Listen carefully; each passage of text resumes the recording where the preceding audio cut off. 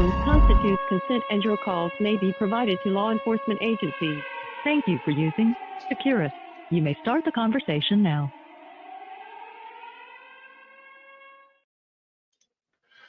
Good evening and welcome everyone to another exciting Friday night edition of The Grand Jury. It's game show style, folks. Lights, camera, and reasonable person standards. I'm your co-host, as always, and your bailiff, Big Ron, bringing the energy and now the moment we've all been waiting for. Let's meet our distinguished guests for tonight's episode, the 5 volunteers that we scour X for to bravely step up and serve as our mock grand jury. And our first guest tonight is going to be Kentucky Girl. Welcome to the show.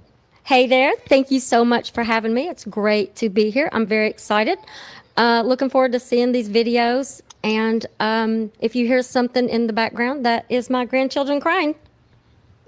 That is phenomenal. You really don't look like you have grandchildren. So welcome to the show. And our next guest is going to be Rusty. Rusty, thanks for coming tonight.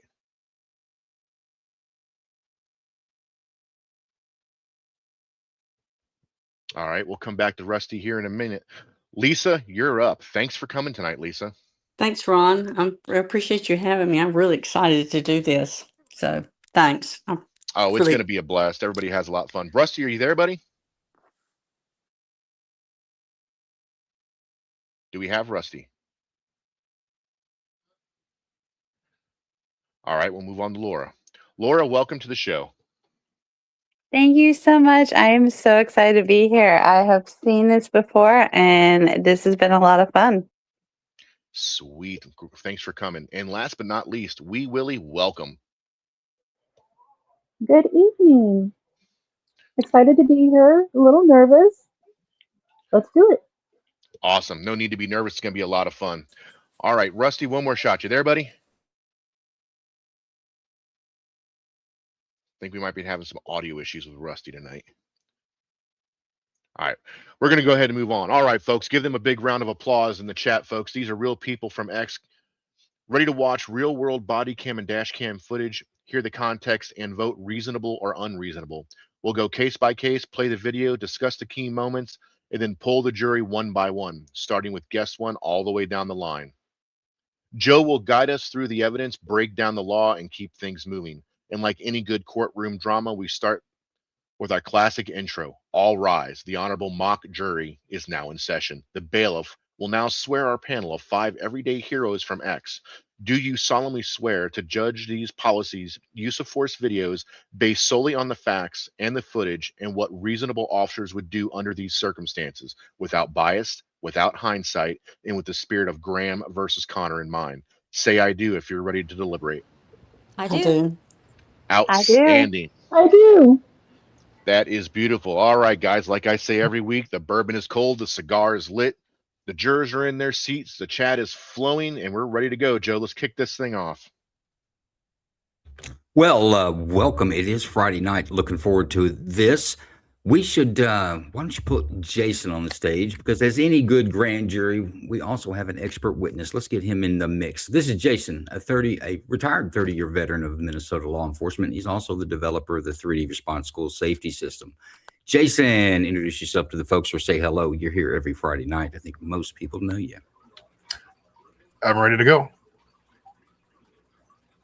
I like it short and sweet, folks. We have 5 really good cases to go through tonight. I want to make sure we get to each one of them. So let's get down to business. For all of our cases tonight, we will consider the use of deadly force. Deadly force is only justified when a reasonable person would believe, giving the same information available, that deadly force was necessary in self-defense or defense of another person. Now, we talked about the reasonable person. You say, wait, what is a reasonable person? I'm glad you asked. A reasonable person is a legal term. It's referring to a hypothetical construct of a reasonable, prudent person, not the smartest guy in the room and not the dumbest guy in the room. The reasonable person, the most important thing you need to remember tonight, the reasonable person is not you. We're not asking what you would do. Somebody's got an open mic. Take care of that for me. Thanks. We're not asking what you would do. We're asking what that hypothetical construct of a reasonable person would do. Now, unlike a trial jury, which is what most of us may be familiar with, we have a jury of 12 and it's very formal. A grand jury is slightly different. A grand jury only needs to be convinced of more likely than not that something was justified or not, or reasonable or not. We're not looking for beyond a reasonable doubt. We're not looking for a such a high level of standard. It's pretty low. It's literally probable cause, which means more likely than not. Tonight, the jury may have one or two findings. The force was reasonable or unreasonable based on the two blocks that we've talked about so far. Unlike a trial jury where you need a unanimous decision, tonight it's different. We have 5 jurors. We need 3 out of 5. 3 out of 5 votes wins the day. It's a majority decision, and we're going to give you 10 minutes to decide that for deliberations. So your instructions tonight are only to consider the evidence presented in each case tonight. Don't bring in things that you've heard somewhere else or wherever you may have read, and absolutely no Google searching allowed. And we're asking you to consider only the evidence that is presented here tonight. We ask you to make a decision if fear was reasonable or not, using the reasonable person standard at the probable cause level, the 2 blocks that we're asking you to put together. Do we have any questions before we get to our first case? None from me. No. Big Ron, case number 1. All right, guys. Case number 1. It's the easy one.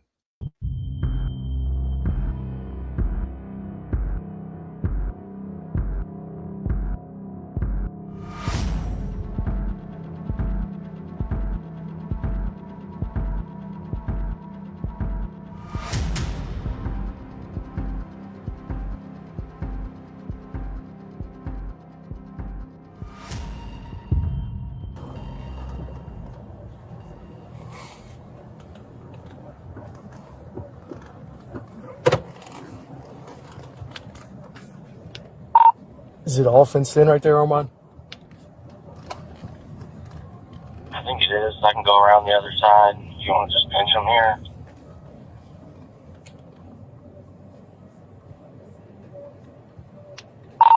Yeah, I'm good on it.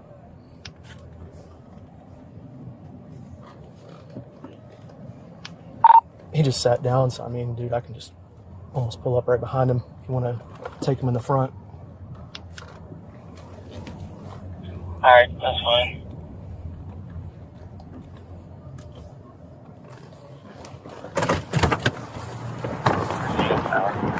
Nathan, put your hands on your head. Nathan, hey!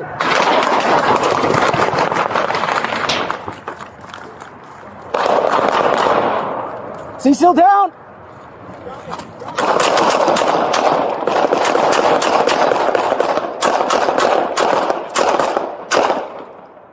Drop it! Drop it, Nathan! Nathan, drop it! Nathan, drop it! Nathan, drop it! Hey, he's still moving! He's still moving! Nathan, drop! Come towards me. I got it.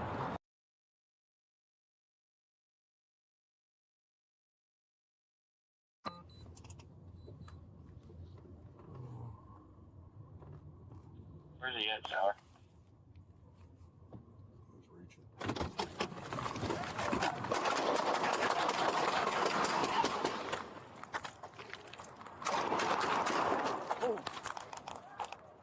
Drop it! Drop it! Drop it! Drop it! Drop that fucking gun! Drop that fucking gun! 1350, we've got shots fired behind the Taco Bell on Broadway. Sardis cars. We've got male suspect down.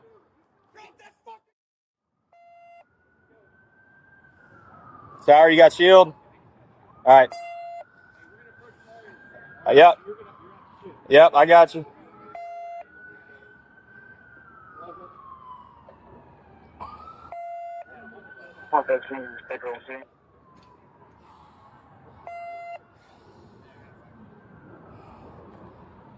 Nathan, stop moving. Put the gun down, Nathan. Stop. Is he holding it? Nathan, stop. Huh?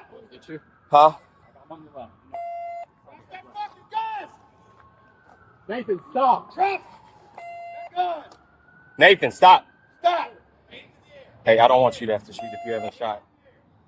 Oh, Nathan, don't do it.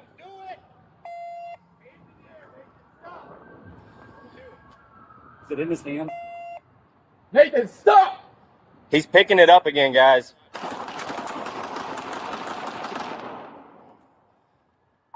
1350, shots fired again. He picked up the gun. He's going to be unresponsive now. Sorry, again, picked up the gun. Unresponsive now. Good.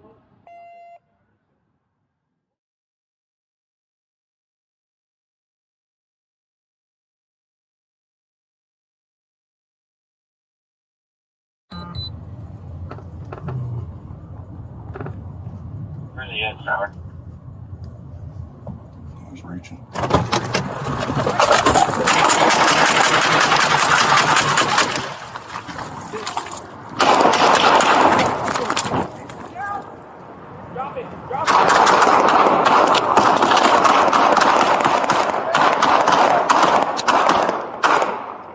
Drop that fucking gun! Drop that fucking gun!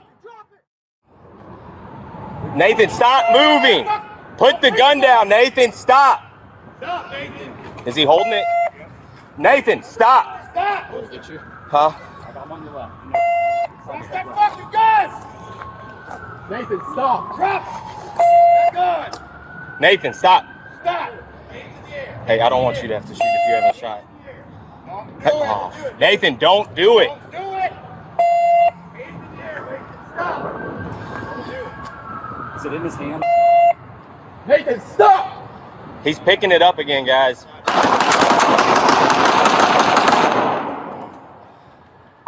1350, shots fired again. He picked up the gun. He's going to be unresponsive now. Sorry, again, picked up the gun. Unresponsive now. Good. All right.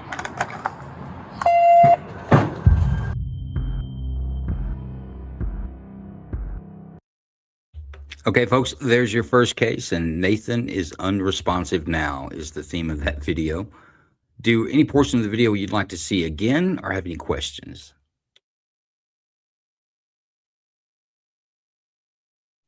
Let's just see the initial force used one more time. You bet. Let's see if we can get Rusty back on stage. Rusty, can you give us a quick mic check? Yeah, I can hear you now. I had to jump out and jump back in again. I couldn't hear anything at all. And folks, that may happen. It's the internet. If that does, do just what Rusty did, drop out, and we'll get you back up, and we won't really miss a beat. So we want to go back and see which view would you like to see the use of force? The very first one.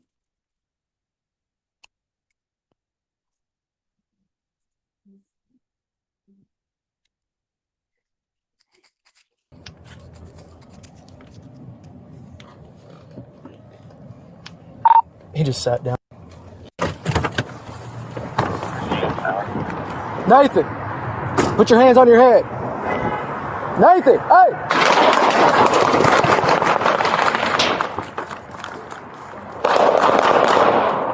Is he still down?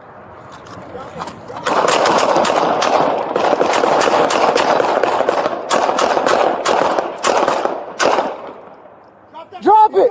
Drop it, Nathan! Nathan, drop it! Nathan, drop it!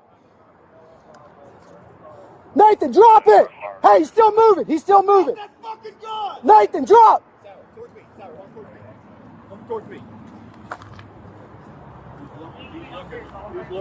I got it. Okay, and on that, Nathan was armed with a firearm. It was a legitimate 9mm pistol. Can we go back to the very first part when we first see Nathan standing outside of the car?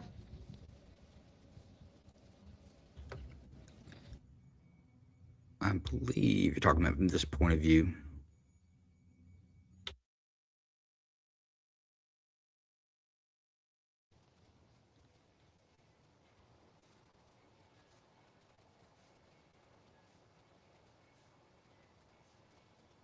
Yeah, right there. Your head. Nathan, hey!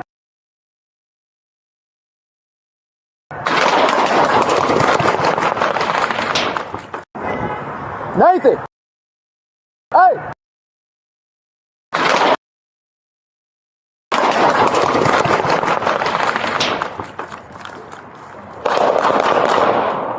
Is he still down? Did that help you any? It did. Quick question. Which officer fired first? Is it the one closest to him or the one running in from the side? It's going to be the officer that's sat in the passenger seat. I believe is the one that gets the rounds off first. Okay.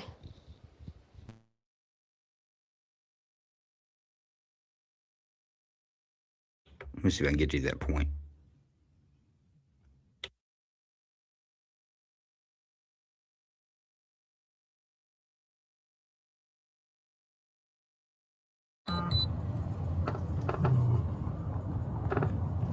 Where's he at, Trevor? I was reaching.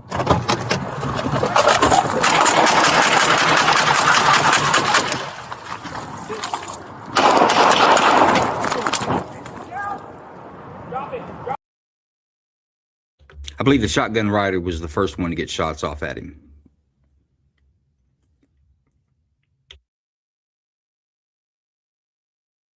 Okay, if we don't have any more questions or portions of the video we'd like to see again, Big Ron, put a clock up. Let's deliberate.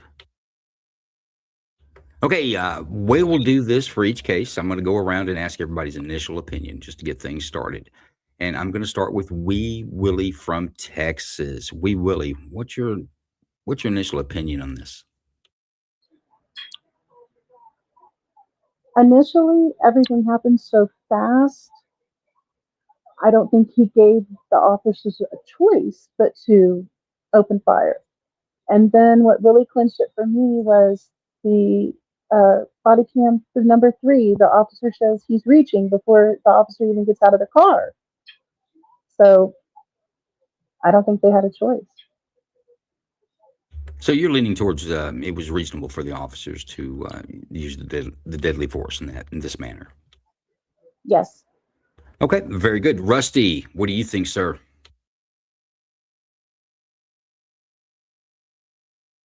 Rusty going once. Rusty going twice. I'm going to say that it was reasonable, mainly because, I mean, the guy had a gun. He was a threat to them, so they didn't really have much of a choice. But I guess one of the things I am torn on is why they had to shoot so many times for somebody that he wasn't running, he wasn't moving a whole lot. So I just didn't understand why they had to shoot so many times, but I do understand that they had to do that. So I would say it was reasonable because of that. So you don't think at any point the number of rounds became excessive? In other words, the force was reasonable up to a point and then it became excessive? Do you believe there was excessive force used?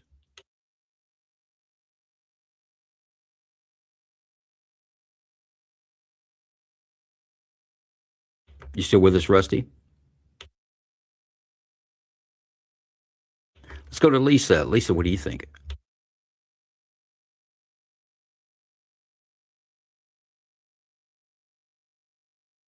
Mic check 1, 2, 3. Can you guys hear me? Okay, I'm with you. What do you Sorry. think about it, Lisa?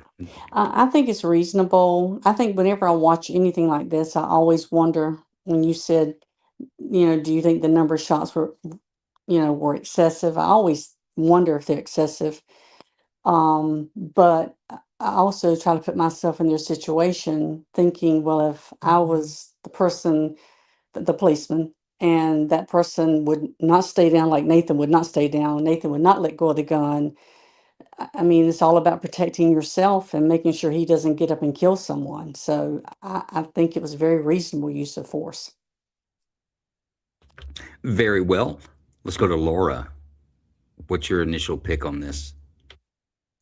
Yeah, I agree that it was reasonable because, as long as Nathan had that gun in his hand, he was a threat, even if he was down and he wasn't running.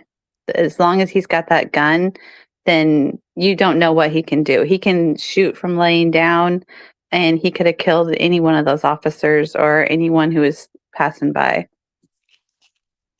So you're saying because even though wounded in possession of the firearm on the ground, he still remained a threat.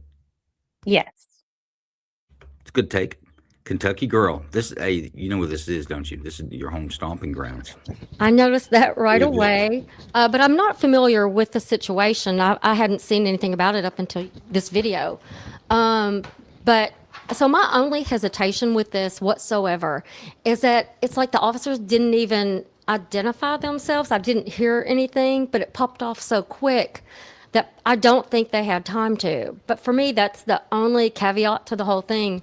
As far as the amount of rounds fired off, if somebody's got a gun coming at me, then I'm going to shoot until they stop being a threat to me. So I don't have any issue with the amount of rounds fired. I say shoot until they're done. I support that 100%. But like I said, it just kind of gave me a little bit of pause that I didn't hear any officers identify themselves before shots were fired. And so that's my only slight hesitation at all. Yeah, and the officers were in full visible uniform. They were wearing vests with visual markings that they were law enforcement. So I don't know that.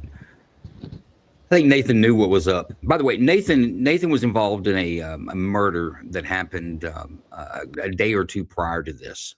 And he'd had a murder warrant, killed two of his friends, or allegedly killed two of his friends. They'd been looking for him. This was a group of detectives from the Louisville Police Department that were specifically looking for him. That's why when he gets out, hey, Nathan, he talked to him almost like he knew him, which, you know, when you're doing that, you'll know enough about them that you do feel like you know them.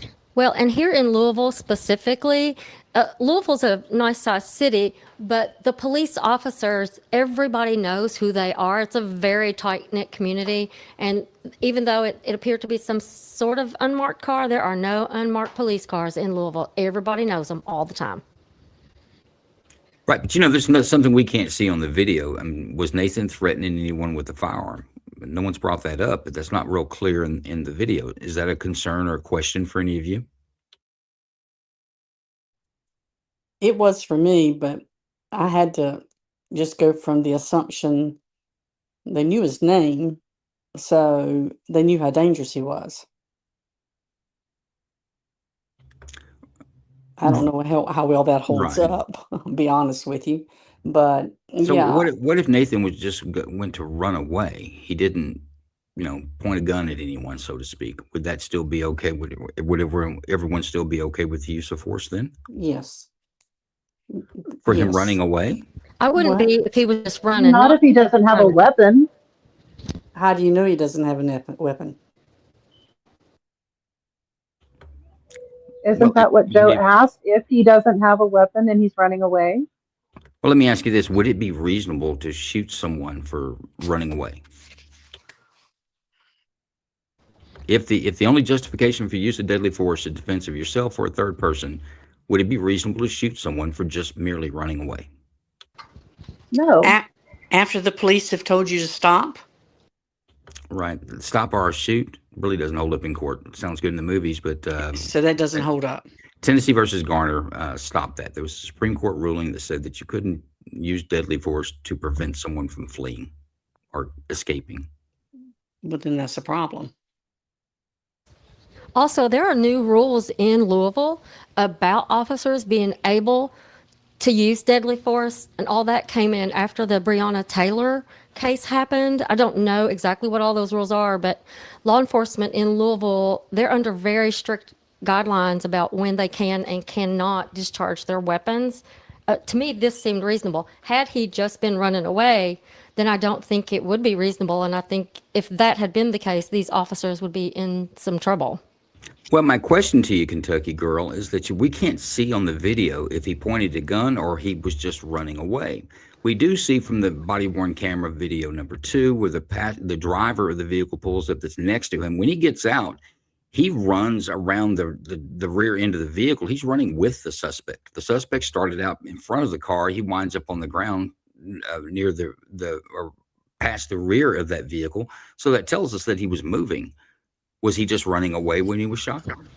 I don't think you could say he's just running away if he's got a weapon in his hand, and he clearly did because he would not let the weapon go, even when he had been shot. Hang on, there's my point. Did you see it on the video? Did you see the weapon? At any point, did you see the weapon on the video? No, I couldn't see the weapon on the video, but I'm also, my eyesight's terrible, so I don't want to. Let me ask you this. Well, I'll tell you, none of us could. The video wasn't that clear. You couldn't see a weapon. But let me ask you this. Why are you so convinced that there was a weapon there? Was there something else that happened in the video that convinced you?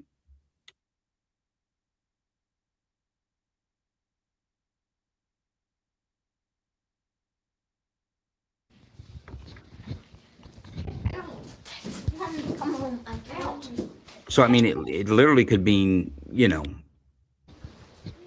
none of us saw a gun, so we're having to take the cop's word on it. And if everyone's okay with that, that's fine. We've got 46 seconds to decide if it does. I had wondered about that. I have a question. Go with the question. I could have sworn I saw flashes from his car, but now I'm not sure. Let me go this route with it. Playing the devil's advocate, maybe, but we saw all the videos. They're all happening at the same time. All the officers reacted as if this guy had a gun at the exact same time. Does that hold any weight as to at least they all believed that he had a gun when all this happened? Because we could tell by their reactions.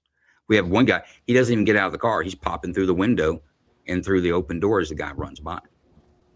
I think they clearly saw him as a threat. I mean, they clearly saw him as a threat. All at the same time. And here's my question to you. We're going to go to a vote, and I want you to vote on whether that threat was reasonable or not. I'm going to go to you first, Lisa. Was it force used reasonable or not?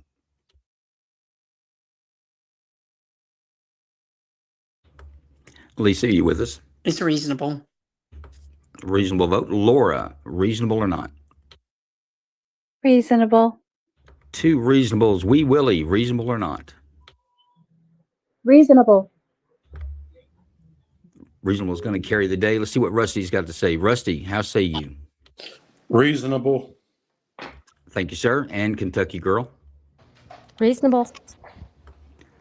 First one, reasonable force is, or the force was reasonable on that. Very good. Jason, you want to weigh in on this one?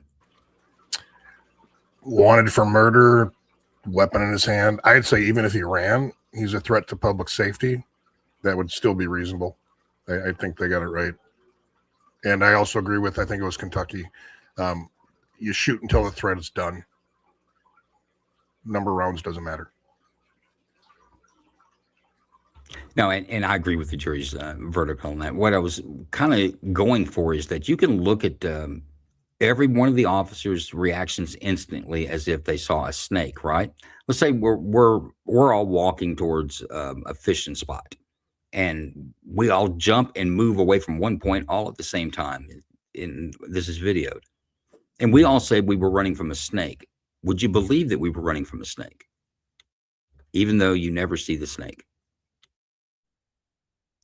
I would. Of course, it would be reasonable that our actions were reasonable for what we claim to have seen. And I think the officers, that's a good example of exactly what these officers were doing. They all reacted instantly, including the guy in the passenger seat that sold it for me. That guy didn't see a guy running away. He saw a threat. Exactly. And speaking of threats, let's talk about small content creator threats, and that's the Range Minded podcast. Let's run Range Minded's promo and talk about him for a minute before we get to case number 2. Have you ever wondered to yourself, man, what time does the store close? Or where's the best cheeseburger near me? Well, I'm not going to answer those questions. That's what your damn phone is for. Use that.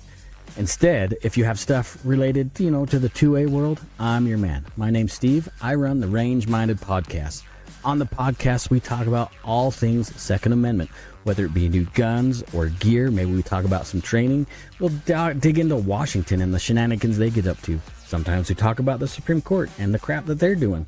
It's always a good time, a little smorgasbord of the 2A, if you don't mind me using that narrative. Either way, you can find us whether on YouTube or Rumble, Range Minded Podcast. I'm also on all sorts of streaming services, wherever you listen to your podcast, Range Minded Podcast. You can jump on the website, rangemindedpodcast.com. Maybe stop by, buy a patch and some other things. There you can link to the social medias and all that other stuff. Hope to see you there. It's always a good time. Anyways, you guys have fun, stay safe, and always stay range-minded. See you guys soon.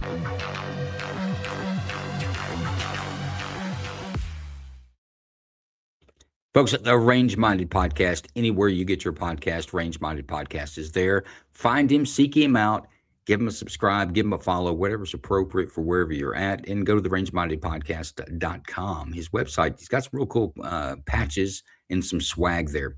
But anything individual freedom, he's about, and anything 2A, he's about. Has some good guncraft spots and segments. Once a week podcast. Check him out. Okay, folks, that's case number one. Case number one's always easy, getting everyone in, loosen up a little bit. Everyone feels loose, right? Because they're going to get real difficult tonight. And we're going to start that out with case number two. Whether you're loose or not, here it comes. Big Ron, case number two. All right, here we go.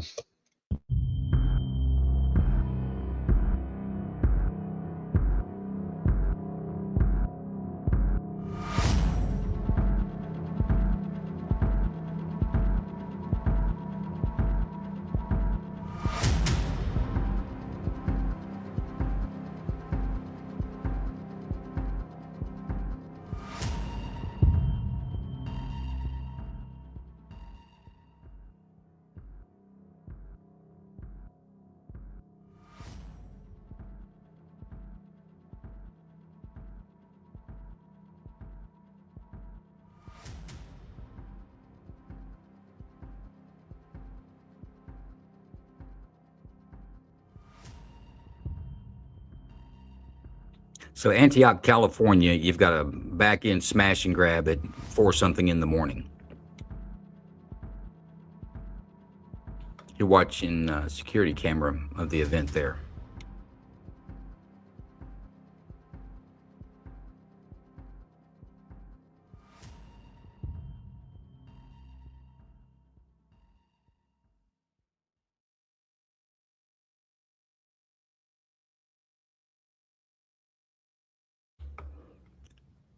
Vehicle flees with an officer inside the vehicle. You got a vehicle in the store.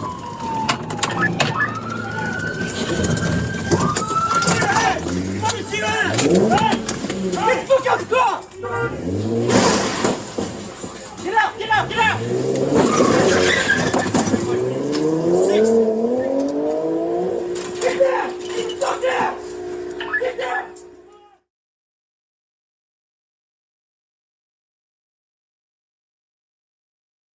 Let me see your ass! Let me see your ass! Let me see your ass! Let me see your ass! Hey! Hey! Let me see your head! Let me see your fucking head! Hey!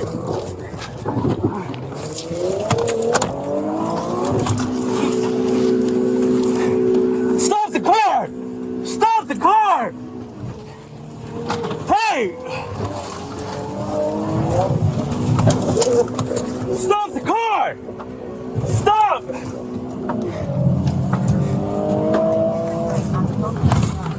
Get out the car, bro. Stop the car. Get out. Stop the car. Get out. Stop the car. Get out. Hey! I'm gonna crash. I'm gonna crash. All right, stop the car. Stop the car. I'm gonna crash. Get out the car, bro. All right, stop. Stop. Throw the gun out. Stop. Throw the gun out. I'm gonna crash this motherfucker, bro. Stop the car. Get out the car.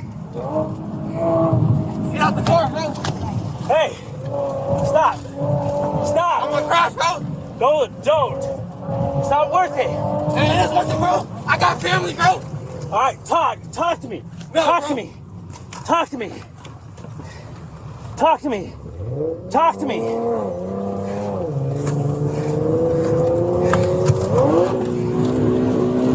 That's not gonna work, bro. That's not gonna work. Stop! I'll shoot! I will shoot your ass! Stop! I got a friend. Just get out, bro. Please. Stop! Just get out the car, bro. Stop! Just get out the car. I will put one in you. Just get out the car, please. Stop! Just get out the car, please. Stop! Just get out the car. Stop! I'm not gonna jump. You need to stop the car for me to get out. Okay, you're not gonna shoot me? Yeah, I'm not gonna shoot you. I would have shot you already. Okay, just get out. Stop! Please. Stop! I'm gonna get out. Just stop! Stop! I'm gonna go like 10 miles an hour. Stop! Stop the car! Stop the car! I have a gun down, bro. I don't trust you. Stop the car! I will shoot you. I'm not gonna do this. I promise, bro. Okay, stop then.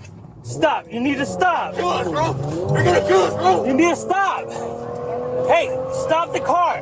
Stop the car. Don't do it. Stop the.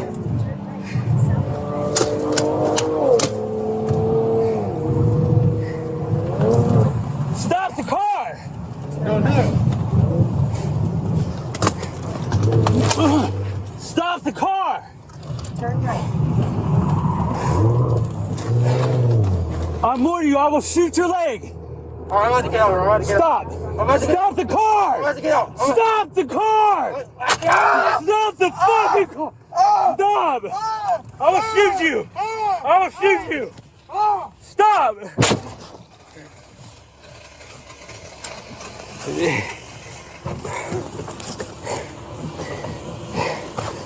Z5, shots fired.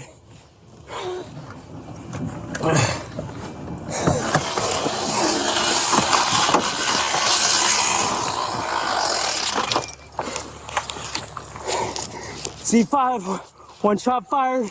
Subject's bailed out of the car.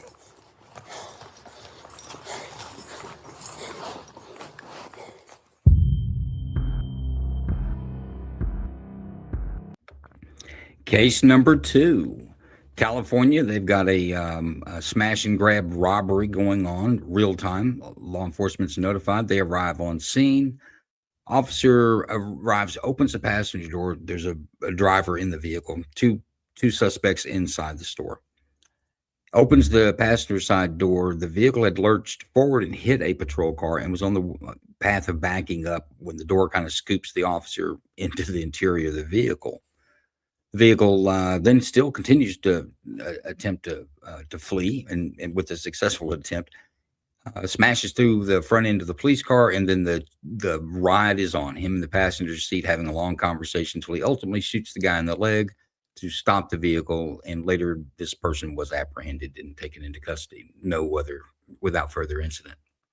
Any parts of the video we'd like to see again, or any questions?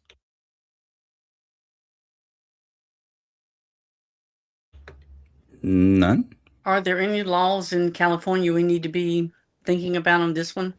No, but we're not really going to, for all the cases tonight, we won't ask you matters of law or policy. We'll ask you just whether or not, is it reasonable that this officer had, was the fear this officer had that drove him to shoot this person, was it reasonable? Yeah, I thought he should have shot him sooner. Well, let's talk about it then. Deliberate. Let's put a clock up. Tell us about it, Lisa. Well, we already saw the guy was backing up the car to steal something. He winds up with the policeman in the car. He keeps telling him to stop. He keeps not obeying what the policeman's saying. So he should have been shot more than he was shot. You know, I'm going to go out on a limb from your comments in the last deliberation and this deliberation. You seem to think it may be okay if you disobey the lawful order of a police officer that the police officer shoots you. Well, not so much that they should shoot you. Depends on what the situation is. I mean, if I disobey one because I don't hand him my license, I hope he won't shoot me. But if you are being caught in the act of a robbery and you hit a police car and the policeman's in the car saying, stop, when is it okay to disobey the law? When you are breaking the law? Well, our question is, when is it okay to use deadly force? And in this question, it would be when one has a reasonable fear for himself or a third person. Well, he's talking about crashing the car, which could kill the policeman. But don't you think he's just trying to get away? I mean, if he wanted to hurt the cop, he could have hurt the cop already, right? Well, yeah, he could have. But, emotions escalate and people start feeling desperate. And you don't know what they'll do. So how long do you hang on until you decide, my life is really in danger? I don't know, but I think we got a good gauge of it tonight. We'll go back and clock this guy on the video, how long he was willing to hang on. Okay. Let's go to Laura. Laura, what do you think about this? Yeah, I think that the officer should have shot sooner because, again, this guy was speeding. He was not showing any, like he wanted to slow down or stop. He kept telling the officer to get out of the car. And if the officer hadn't have shot him, who knows where he would have taken the officer. He probably could have taken him somewhere where the officer could have been harmed. Or he could have hit someone just trying to desperately get the officer out of his car. Yeah, you know what? Let me add another one because I think this holds true in all 50 states that you can use deadly force to prevent a kidnapping. So that it's rarely that we see that, but this officer technically was kidnapped, was he not? Yeah, I mean he fell into the car because of this guy, the way he moved the car. He wasn't necessarily trying to ride in the car, and he ran off with him knowing he was in the car, and he wouldn't even stop the car. He would only slow down and told him to get out, which was not reasonable. So I'm just going to take a guess that you're leaning towards this was a reasonable use of force. Yes, he warned him several times to stop or he was going to shoot. All right, let's go to the minority on the panel. Rusty. Rusty, what do you think? It's going to shoot. Yeah, I'm going to say it was reasonable. I think the officer gave him more than enough time and plenty of chance to stop the car, to do it. He probably should have done it sooner than he did, but he didn't. He tried to give him multiple chances to stop, and he just wouldn't. I'm going to say that's reasonable force. Let me ask you this. Would it be reasonable if he didn't shoot him in the leg, if he'd shot him in the chest or the face? No, that would change it for me. I think I don't think you need to kill somebody in that situation, but I think he did what he felt like he had to do to get the guy to stop the car. I don't think he intended on shooting to kill the guy. I don't think that was his intent. I don't think that's what he wanted the outcome to be. He just needed the guy to stop the car. And so I felt like he made a good decision there to just shoot the guy in the leg. So that's why I say it's reasonable. Can someone die from a gunshot wound to the leg? They probably could. So isn't that the same deadly force? Maybe so, but I'm going to go with no on that, but that's just my opinion. Fair enough. Let's go to Kentucky Girl. What do you think? Yeah, I think it was reasonable because he was an active threat to the officer's life. He was kidnapped, but he also continued to threaten to wreck the car, putting the officer's life and his own at risk. I think as soon as he made that first threat of that, I would have shot him. And maybe he should have tried something less lethal first, but either way, that guy was definitely a threat to the officer's life. Actively, that whole time he was in the car, he was saying he was going to wreck the car, and the officer was very calmly trying to talk him down, make him see what he was doing, and the guy was determined. Yeah, I think it was very reasonable. What do you think about the kidnapping? Do you think it's a valid, if the officer had a valid fear of being kidnapped, taken to a location that he's not in control of or know where he's going? Do you think that's valid? He was kidnapped. He was held against his will in a moving car. The guy wouldn't let him go, wouldn't get out, wouldn't stop the car. And instead of stopping the car, he threatened to wreck the car. So for me, that's a done deal.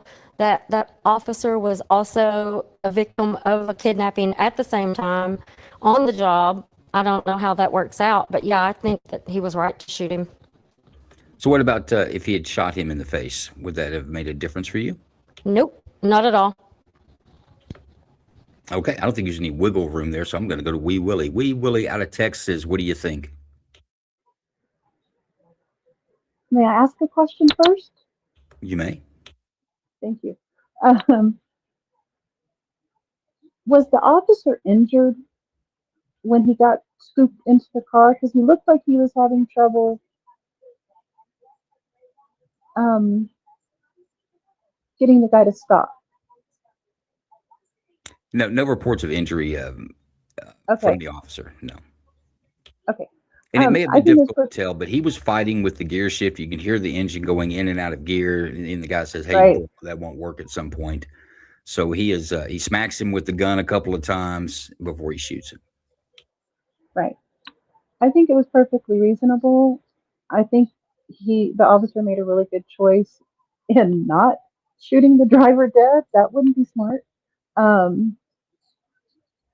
And he gave him several chances, and it looked like the guy was going to comply and let him out, but he didn't. So, yeah, reasonable. So if he shot him in the face, though, you wouldn't feel that way?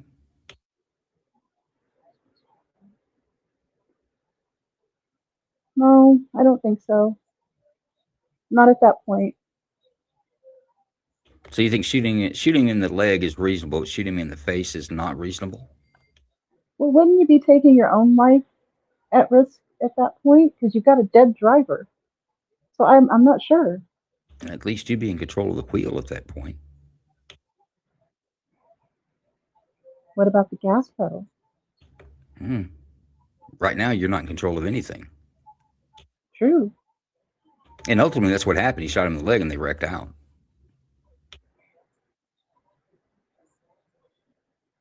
I think he did what he had to do. Fair enough. I don't think there's enough dissension there to start wiggling. Let's go to a vote. I'm going to go to you first, Laura. What's your vote? Reasonable or not? Reasonable. There's one. Rusty, reasonable or not? Yes, reasonable. Even though he used deadly force in the leg, you're okay with, but not deadly force in the head. Right. Fair enough. Lisa, how say you? I say reasonable. And to the head shot or face shot, in real life for me, I would have said, did you have to do that? But if he had done it, I would have understood, because it probably would have made it safer for himself, the police officer. But I think the public can handle it better when you shoot them in the leg. I see your point. Miss Kentucky, what is your vote? Reasonable. And Wee Willie. Reasonable. That's a unanimous decision. Big Ron, reasonable force. Jason, where do you want to start with this one? The beginning. This was intense. At first I'm not sure why, Joe, we keep seeing cops ending up in suspects' vehicles. Man, I don't know. I don't get it. When he rammed the cop, the first squad car, that first ram, deadly force is authorized right there. And I think this ties into the reluctancy for officers to do what officers need to do. Personally, they probably should have lit his ass up right when he was using his vehicle as a weapon. It didn't go that way, and now we have a cop in a car, and now in that officer's mind, you're sitting there going, if I shoot him at this speed, he has no control of that vehicle. Now he went into a CIT mode where he's almost doing, just talk to me. Let's talk through this. I mean, it's just a messed up scenario all around the board. It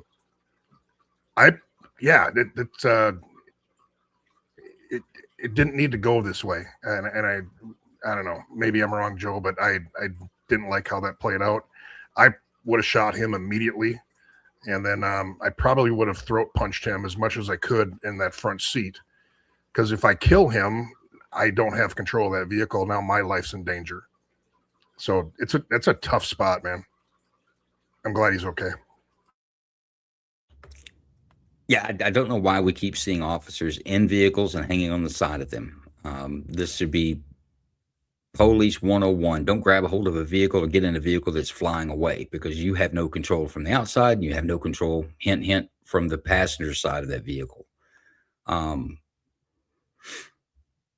don't know why he waited so long to shoot, to be honest with you. I think they were in a parking lot, and you could see from the dash cam video, it took him a minute to get out of the parking lot.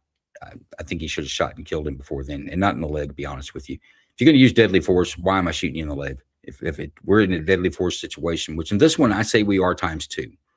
And you can agree or disagree with me on this, Jason, but I think we're in a deadly force situation times two. One, the officers, I think a reasonable person would have a fear for their life or serious bodily injury by being a passenger in a vehicle of this crook. The other is that you can use deadly force to prevent a kidnapping, and you can use deadly force to prevent your own kidnapping. And 100%, he was taken and held and transported beyond without his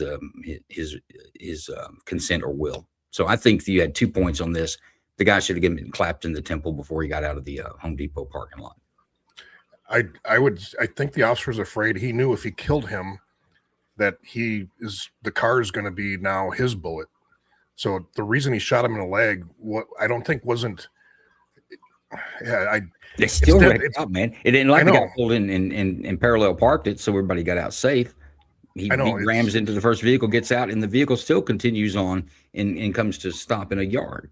He still had no control of shooting him. Yeah, it should not have ended up that way, and that's today's law enforcement officers scared to take the bull by the horn and do what they should do up front, and this is what happens. But now, that's a great video. It's been a conversation you and I have had for almost 2.5 years now, especially in more liberal run jurisdictions, is that the officers being soft are causing situations to get bigger than they should have been, in my opinion. And we've seen that in more than a few occasions. Yep, totally agree. But with that, let's go back to a small content creator. This is a new podcast. It's the Red Hill podcast by Corey Brooks on X. Run that promo, and we'll give Corey a big. Even though he abandoned, by the way, Corey abandoned us tonight, folks. The reason we can't do the ghost caller tonight is because Corey is not near his board on a Friday night, and he's rubbing in that he has a life and the rest of us don't. So we should shame Corey Brooks a little bit over the next 72 hours, I would say. But before we do, let's check out his new podcast.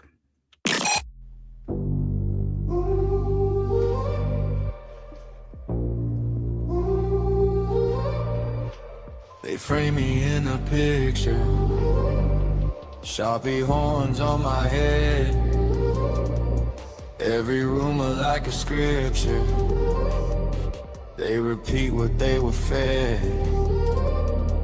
Yeah, I'm walking through the whisper, let them burn me in their tails. I keep receipts in my ribcage, every scar, every DD. Call me the villain, paint me in black, blame every crack in your heart on my back. But when the curtains falling and every mask is gone, you'll see the villain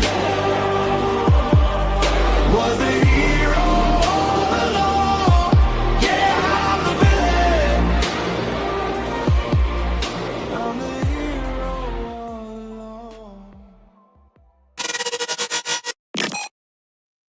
Yeah, folks, the Red Hill podcast, it's by Corey Brooks. If you don't know Corey is a firearms instructor in the state of Illinois, and he's absolutely absolutist, I would say, would be his point. But he's got a podcast where he's going from Facebook to X, and I think some YouTube as well, with some different types of conversations related around to, honestly, just being a Black conservative in Illinois. But real interesting podcast on Thursdays. I believe he's kicking them off at 7 p.m. Central, so that'd be 8 p.m. Eastern. But give Corey a follow if you're not, and check out his podcast on Thursday. With that big run, it's time for case number 3. Everybody get your eyes wiped, pay attention, get a notepad out. This may be your most difficult case tonight. Oh boy, a tricky one. Here we go.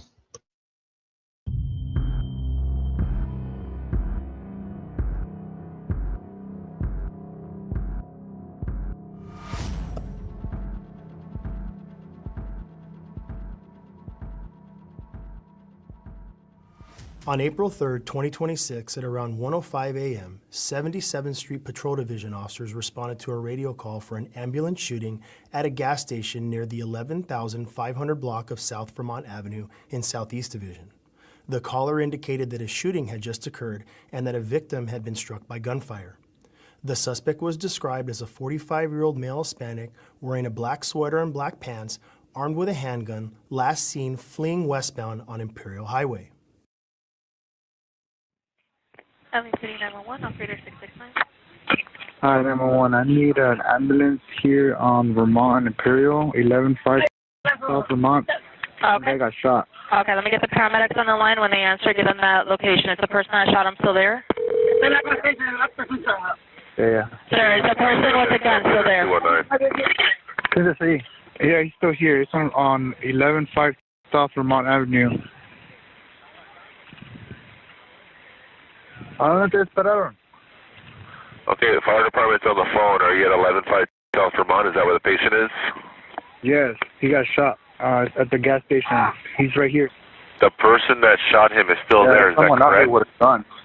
Yes, there's someone here at the gas Southeast station. unit, the suspect is at the gas station, 11 to 5 South Vermont. Clean, dry cloth so he can hold it on that wound, okay? Do not remove it. Keep it on there. Yeah. Okay.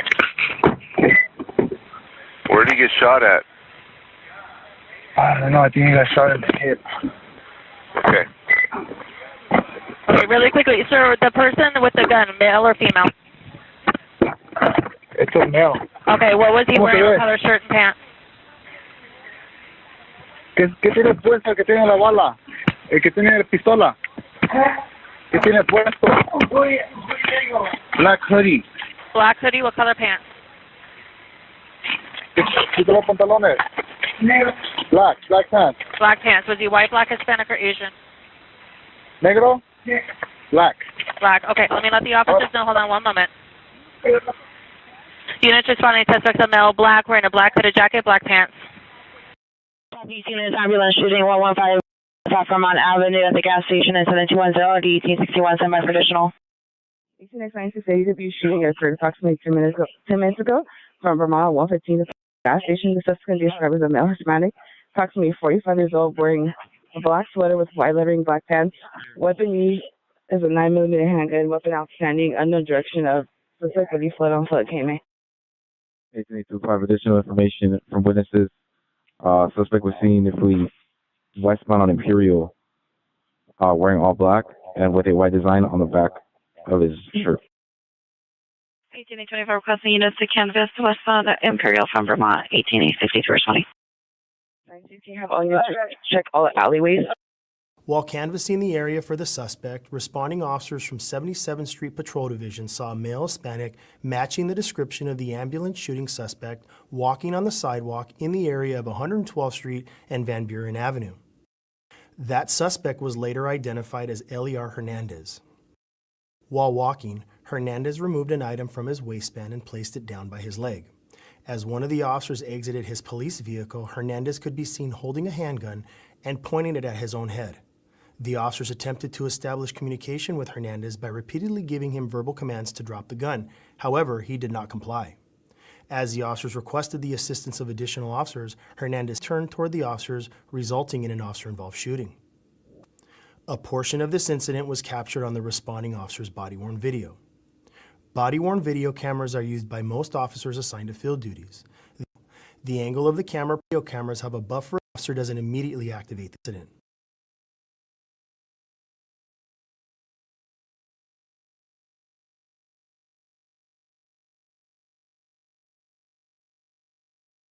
Drop the gun!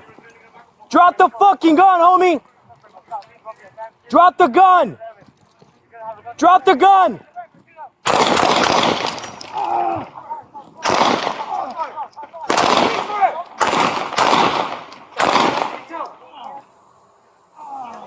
Get the shot, stop it!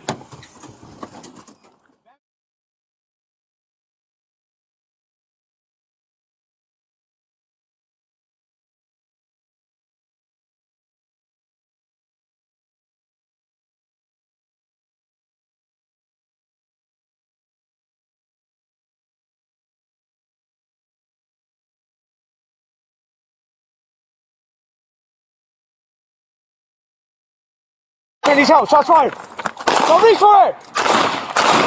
Shots fired, officer needs help! Fuck. Your location?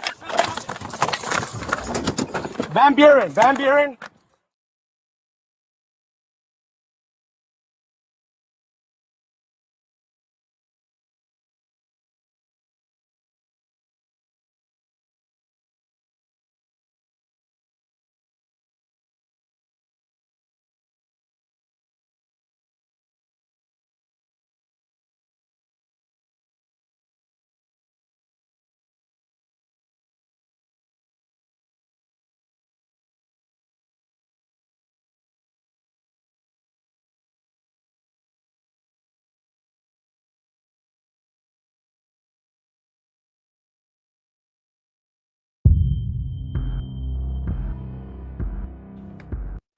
Okay, folks, case number 3. This suspect was involved in a shooting. You saw the security video camera of that, footage of that. Police respond, canvassing the area, which is pretty standard. They locate a person who matches the description. They go to make contact. He holds the gun to his head and walks away. They pursue a short distance, and he turns around to look at them, and they shoot him. Any portions of this video we'd like to see again? Yeah, can we see the first body cam right when he very first starts?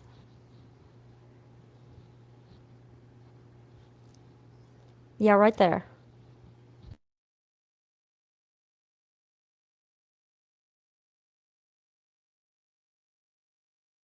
Drop the gun! Drop the fucking gun, homie! Drop the gun! Drop the gun!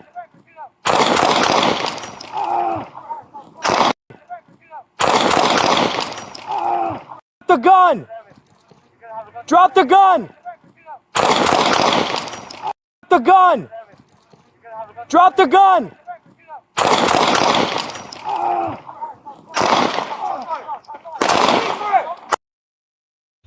That clear anything up for you?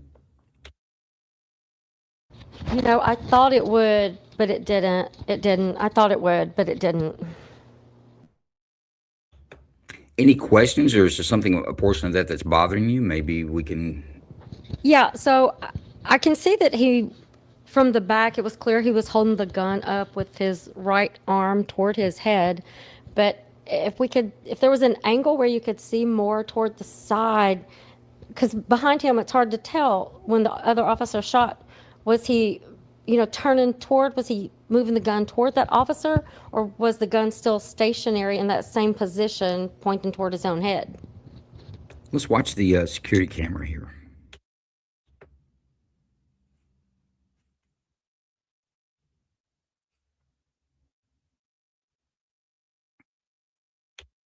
It looks like he's just getting hit there. Let me see if I can back that up a little bit.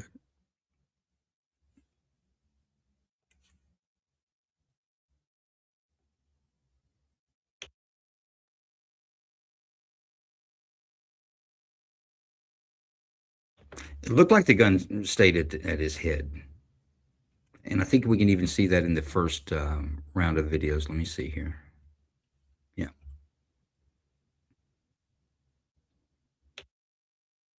See, the gun's on his head. You can see it through the silhouette through the light. Now there he begins to turn his whole upper body, but he's turning his right arm with it, where the gun's still at his head. There's where the first round goes off.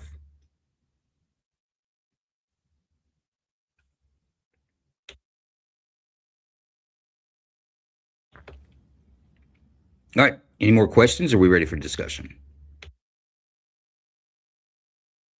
That's the clock, Big Ron. Put it up. Let's go to Laura first. What do you think, girl? Yeah. So at first, I see why Kentucky Girl was like hesitant in that when he turned his head, he still had the gun pointed at his head. But the way that I think that the gun angle was pointed at that point is if he would have shot through his head, he could have also hit the officer or someone else behind them. So I think it was reasonable that they shot him. Hang on. You think it's reasonable that the officer had a reasonable fear that the bullet would travel through the suicidal person's head and strike them? Yes. Okay, I'm going to let you think about that one. I'm going to go to Kentucky Girl next. We're going to come back to that, though, Laura. I haven't forgotten that. Go ahead, Kentucky. Yeah, no, I've got a problem with this one. I really do. I just think that this seemed to be popping off a little quick for me. I don't see that he was an immediate threat to law enforcement or anybody else. He was clearly threatening his own life. I don't know if I don't know. I have a problem with this one. So, I mean, we say that you can use deadly force in protection of yourself or protection of a third person, but I guess it's unreasonable to use deadly force when someone is exhibiting deadly force to themselves. In other words, you can't use deadly force to prevent a suicide. Is that what you're saying? I'm saying that seems counterproductive to preventing a suicide. Depends on which side of the camp you're on there, Kentucky girl. I guess that's true too. Just to me, the man did not seem to be in a situation where he was an immediate threat of the life of any other person except for himself. It could have been a situation where I just think that it popped off a little quick for me. Yeah, I have problems with this shooting. Okay, let's listen to what everyone else weighs in. Maybe they'll sway you one way or the other. Rusty, what do you think about this one, sir?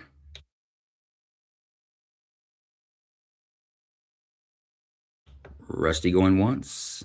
No, I'm here. Sorry. There's a little bit of a lag, but no, I don't think that he was a threat to anybody other.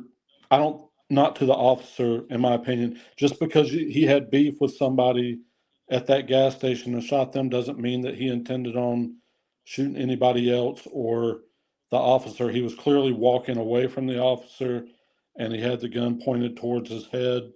From what the videos look like, there may have been different angles or whatever, but from the angles that I could see, I would say that he was not a threat to that other officer or any officer that was right there. So I'm going to go with that's unreasonable. And yeah, that's my final answer. Okay. I don't think that's your final answer. That's just where we get started on this, Rusty. Let's go to Lisa. I'm going to ask you again. I was thinking a lot about the description of how they described this person was, and the guy seemed to fit the description. Hopefully this was the guy. That's first. But watching him walk away with the police behind him is a little concerning that they shot as fast as they did. Now, maybe we're not seeing a different view that the police were seeing, and that's why they shot when they did, because he did turn his head with the gun. I don't think he would have shot through his head to kill another policeman. It seems like the police kind of jumped the gun on this. So you're struggling. I'm struggling with this one. Let's go to Wee Willie from Texas. See if a Texas point of view will cure everyone's troubles. What do you say, Wee Willie? Okay. Man, I just don't know on this one. I feel like there's information or point of view that I just don't have that the police officer has. And also, the guy's suicidal with a gun. That's a threat to anybody and everybody. So Well, I just don't know. what was the call? What was we listened to the dispatch calls? So did they say he was suicidal? Is that what people were reporting? Well, he's holding the gun to his head. So I think you'd have to assume he's suicidal. No? Oh no! If I see someone holding a gun to their head, I would make that assumption as well. But the officers, when they're looking for this guy, they're not looking for a suicidal subject. They're looking for someone who's shot another person, an aggravated assault suspect at large. Okay. So he's been known to hurt people before. He's threatening himself. He's got a weapon. He's a threat. That's all I know. So you're leaning towards reasonable force? I'm leaning that way, yes. But I still think there's something I'm not seeing. There's no more evidence to present, Wee Willie. You're gonna have to make a decision. on Okay. what you've seen. Okay. You watched the show. You've heard this before. Then I'm gonna have to go with reasonable. Okay, we got another round. We have enough time. Let me throw this aspect in there. You can use deadly force to protect yourself. You can use deadly force to protect a third person. Police officers can also use deadly force in some instances to protect the public at large. Now, this is a neighborhood area where this is where people live, their homes. This guy who has been reported to have just shot someone for no apparent reason, by the way. It there was no beef that was given. like they knew each other. In fact, the caller made it seem like this was an unknown person. They were having to describe him. They didn't give a name. So you've got this guy walking, and when you make contact with him, he puts a gun to his head and walking away from you very swiftly. You don't have anyone on the other side to stop him. What's to prevent him from going and kicking in a door or presenting a danger to the public at large? Would that change a consideration for you guys that are kind of going, I'm not sure about this one? Yes, Who said yes? I did, Lisa. I only Okay. said that because I know how many people are getting killed in Atlanta where they just happen to be in their houses and just drive-by shooting with the gangs. So if he was in a neighborhood, that definitely changes the trajectory of the whole conversation. Because now we're protecting the public. Right, but on the flip side of that argument, is it also a stretch to say that just because he's in a neighborhood, he presented a threat? I mean, if you had to write a report, what would you write in the report that would give you the indication that he was a threat to others? Well, he had a gun. It was called in that did he shoot at someone or shoot someone? Shot someone. Shot someone. Okay, so he shot someone. He's got a gun. So if he shot someone, there's a good chance he will shoot someone else if they're in just the right place at the right time or just because he's pissed off. They don't care. They'll just shoot. Okay, so you're saying because he has a propensity for violence, allegedly, that his escape puts other people in danger. Yes. Okay, that's a way to put it. Kentucky, what do you think on that? Again, I'm going to stick with the not reasonable, and here's why. The first caller said that it was a black person, not a Hispanic. So I don't think that we can make any kind of assumptions about the truthfulness or the way that they apprised the situation at all. What we know is that somebody was shot and somebody shot somebody. What happened before, I don't think there's any evidence whether there was a beef or no beef. I don't think we have evidence about why anybody was shot at all. All we know is that somebody was shot. Okay, we know that somebody was shot. We know that this man was walking down the road. Presumably, let's say it was the shooter. We don't know why the original altercation took place. What we do know is that he was walking down the street. The police were behind him. He did not make a move to aim the gun at any house, at any officer. Instead, he put the gun to his own head. For me, for them to pop off shots that quickly at him was unreasonable. Okay, one last thing before we go to a vote. What about the fact that how fast could he spin around? And we're going to go to the action versus reaction. I'm not going to get into the details, but just understand that action is always faster than reaction. So in this case, it would be police officers' reaction if he were to spin around and then level the gun at one of the officers. Is it reasonable for the officers to have that fear? I think that it is reasonable, yeah. Okay, just in time. I'm going to let you stew on it for just a minute, Kentucky girl. I'm going to Wee Willie, going to you first. How say you, reasonable or not? I still say reasonable. The guy had a gun. He was a threat, period. One for reasonable. Laura, your vote, ma'am. I think it was reasonable. Yeah, he had a gun and he could have moved that gun in any angle at any point in time, and he was not complying. So yeah, reasonable. Fair enough. Let's get our minority vote. Rusty, what do you say? I'm going to go with unreasonable.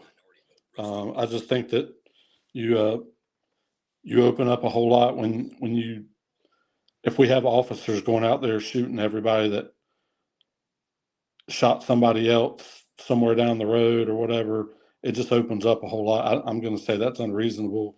The guy was not a threat to him, so.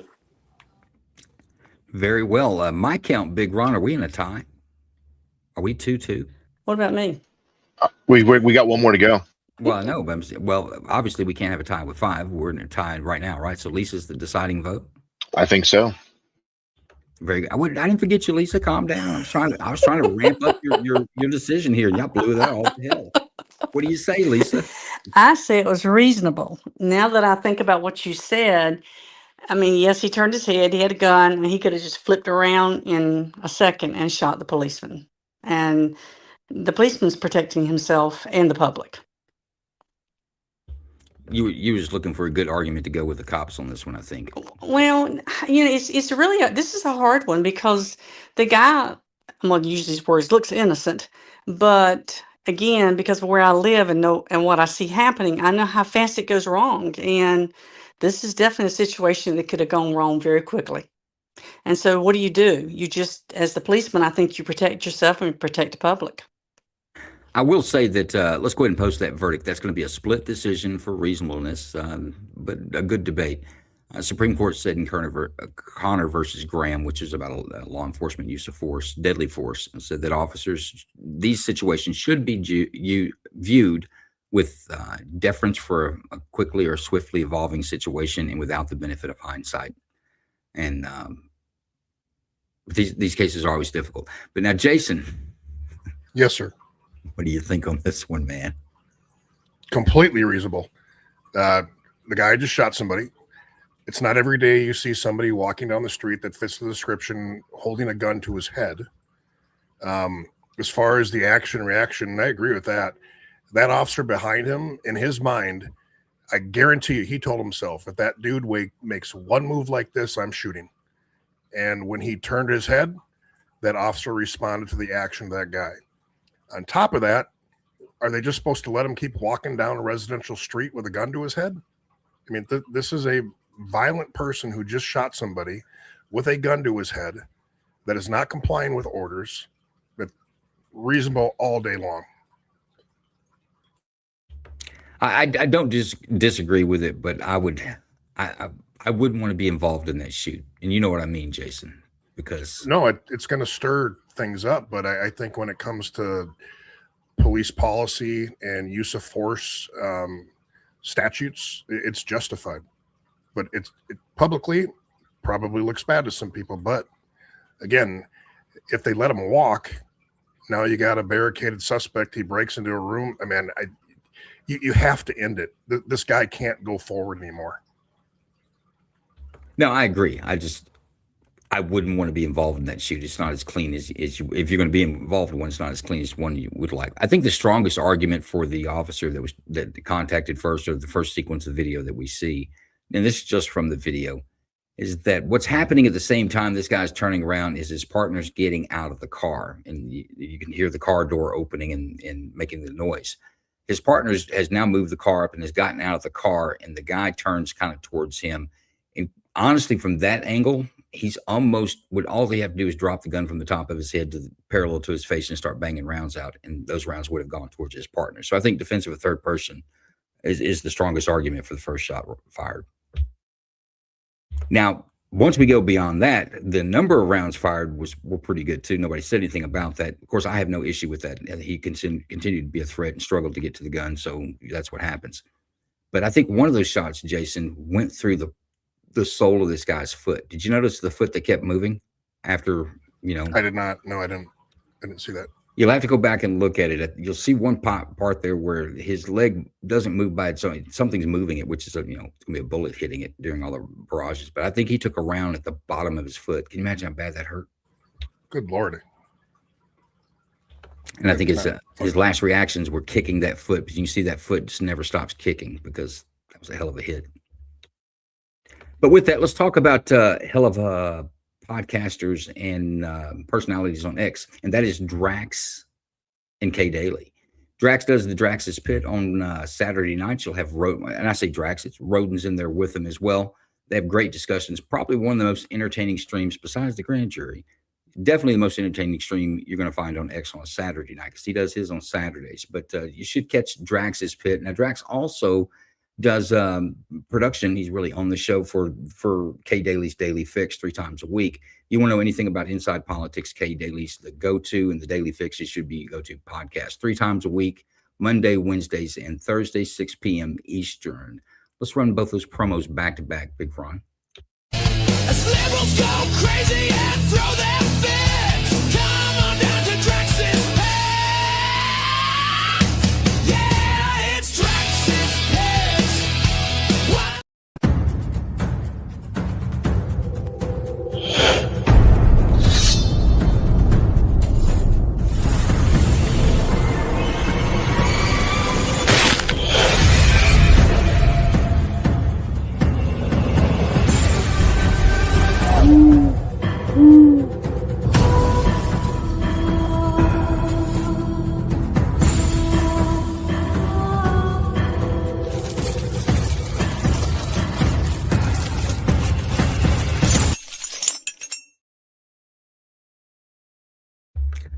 Folks, don't miss those. They're great and entertaining. Like I say, both the entertaining side and political side. They've got you covered between Drax and Kay. And Kay and Drax, if you're watching, it's time for a new promo. Knock, knock, new promo. I got Jason to give us one. We'll get you to give us one as well. What are we on? Case number 4? Where are we at on time? It's perfect. Case number 4, we got about 40 minutes. Let's do it. Case number 4. Stop the car! Don't do it! Stop!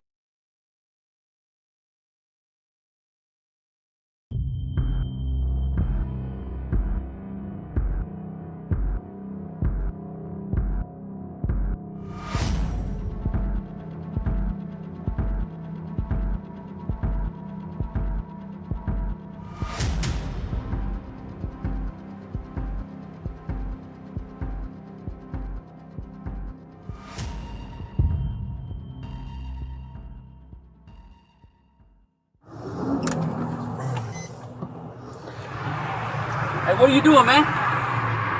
Hey, stop! What are you doing, man?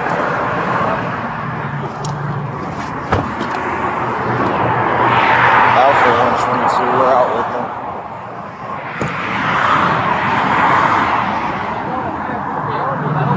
Hey, bro. Hey. I'm not under arrest. Listen. Yo, you're being detained. We're just patting you down. For what? You're You can't walk on the highway. I'm on the side. My man, you cannot walk on the side either. We just got to pass you down and take you off the highway. I'm 12 minutes. Can y'all Okay. drop me off at my house? That's fine, as long as you're cool with us, okay? We just got to pat you down. Hey, Please. we're not handcuffing I'm not you. turning around, bro. We just got to pat you down before I we don't put you have in the nothing. car. Look. Okay, so let me check.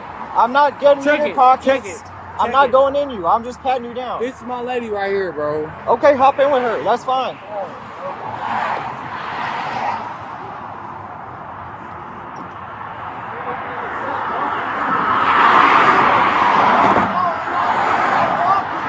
Get in the car. We're going to arrest you. I'm about to arrest you. Get in. For what? Walking on the freeway. It's a crime. Get in the car. Get in the car. Go.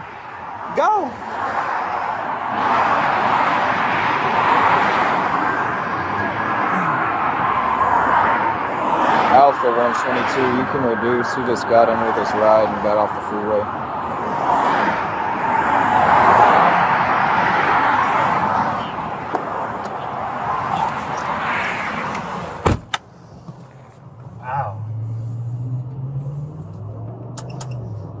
In contact.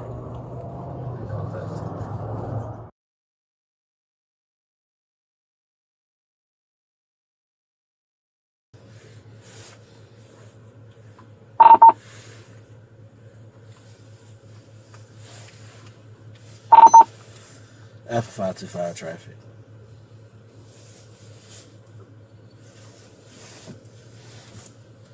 You said Alpha 535? Alpha 525. 10-4, Alpha 525. Go ahead. I'm gonna be at the 4100 block of Mockingbird Lane in Preston Road. I cannot read the state of the license plate, but it's going to be Echo X-Ray 70244. I'll let you know what the state is when I get a chance. Should come back to a black Jeep.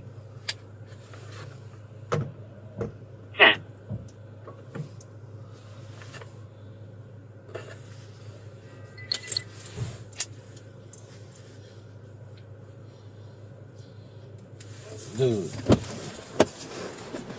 Hey, don't get out the car like that. Sir, can you no. Don't get out. No. Sir. Listen.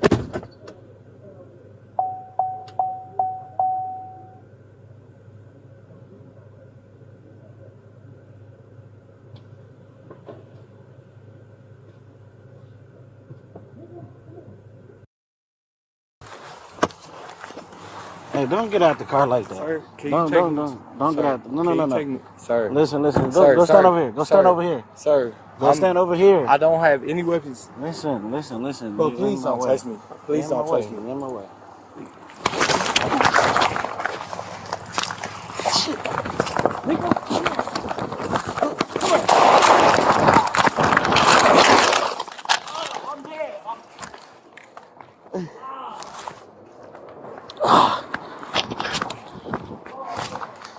Oh, shit. Yeah, shots fired.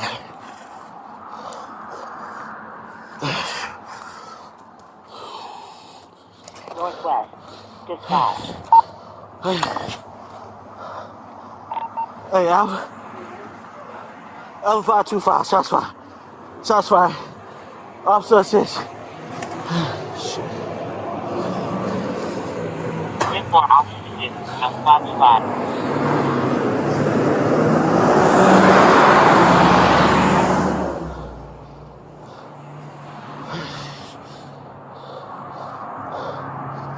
Where's he at?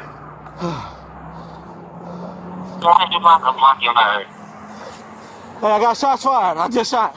Where you at? I'm right here. He shot. Shots fired. I got a 4100. You all good? You good? Yeah. Dude, where's the suspect? He's right here. Is he down? Yeah, he's down. Block numbers Mockingbird and Lemon. Suspect is down. Yeah. No, he's not in there. He's not. That's not the suspect. He's down on the ground. He's down on the ground. Is it in this? I see the guy in the car.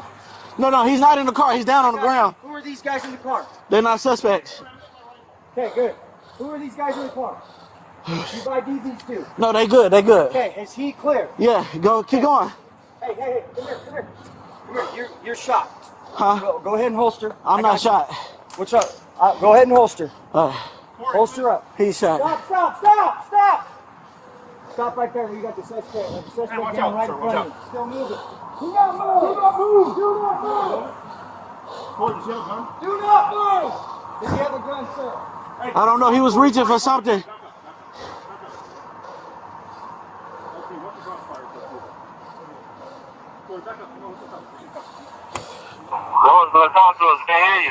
Hey, I got Holland Park out with me. Do not move! They got him down at gunpoint. He's down. 10-1. Copy. 1 at gunpoint. Holland Park on scene. Hey, send it if I need medical attention. I'm bleeding really bad from the face and the eye.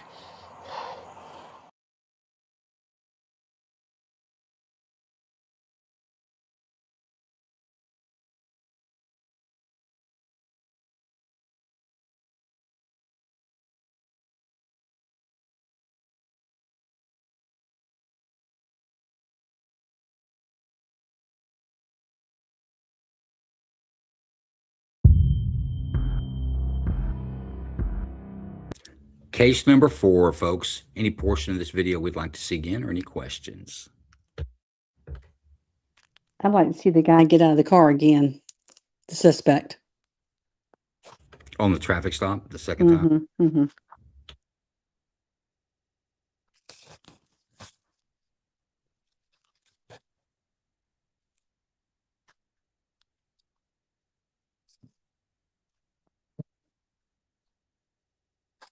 The license plate, but it's going to be Echo X-Ray 70244. I'll let you know what the state is when I hit the train. Should come back to a black Jeep.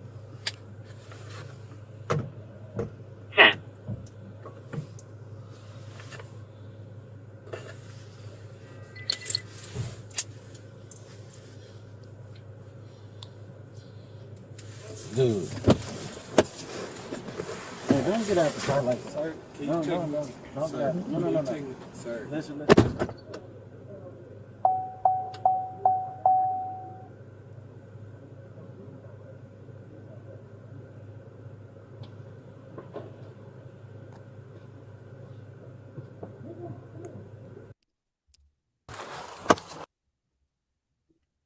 That let you see something you needed to see? That's all I need to see. Any more questions? I will tell you that no firearm or other weapon was found with the subject once they put him into custody. Okay, Big Ron, put us up a clock. I'm going to go to, who am I going to go to first here? Let's see, we're all shuffled up. Can we drop the banner there? All right, sorry about that. Let's go to Rusty first. What do you think, sir?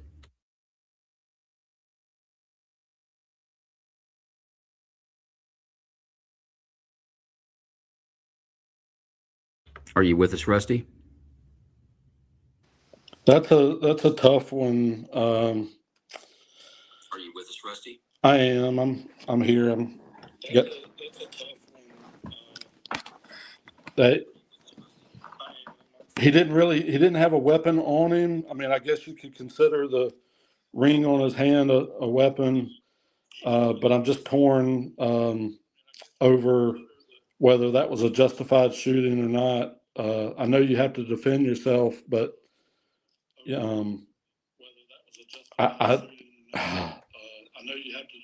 don't know. I don't know how to. You've got an audio source going on in the background. I don't know which way to go on that one. That 16-second delay, we're hearing it twice. You've got an audio source going on in the background. I don't know which way to go on that one. That 16-second delay. I tell you what, Rusty, let's hear what everyone else has got to say on it, see if they can push you one way or the other. Wee Willie, what do you think? Oh shoot, you would come to me next. I'm just not sure. The officer seemed somewhat aggressive towards and he's threatening traffic and all that other thing. So is there something I'm missing? Because they were patting him down awfully quickly. Okay, you saw two different contexts. One was on Central Expressway 75 in Dallas. This guy's walking down the highway. And you can't walk down the highway there. And what they're telling him is, look, we got to pat you down and we'll put you in the car. We're just going to take you and get you off the highway. And he didn't want that. And he goes back and says, this is my girl, gets into a black Jeep Cherokee, which they're fine with. They just wanted him off the highway, and then he leaves. Sometime later, that same vehicle, this is in a different part of Dallas, gets pulled over by this Dallas PD officer, where we see him get out of the vehicle the second time. He walks to the driver's side of the vehicle of the officers before even being directed, just gets out. Officer gets out and confronts him and says, okay, that's fine, whatever, let's step back. He doesn't, he keeps staying in close, and he throws a few punches actually, and hits the officer and attacks him on the driver's side door. But there were two different law enforcement contacts we observed.